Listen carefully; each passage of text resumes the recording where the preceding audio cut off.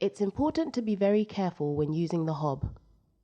It will become very hot and could cause injury. Before you start, turn on the cooker. If the cooker has a lid, make sure that this is up. Half fill a saucepan with water from the cold tap. Place it on top of the hob, on a ring that is the right size for the pan. Turn the heat to maximum. Cover the saucepan with a lid and leave until the water boils. When you see steam coming from the saucepan, carefully remove the lid.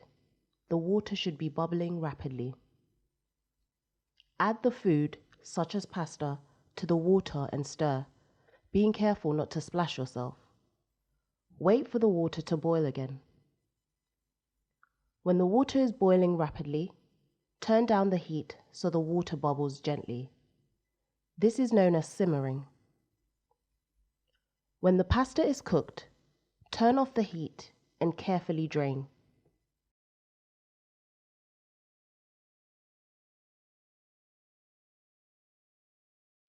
Remember, carefully fill a saucepan with water. Switch on the hob and boil the water. Add food, bring to the boil, then simmer until cooked. Drain carefully.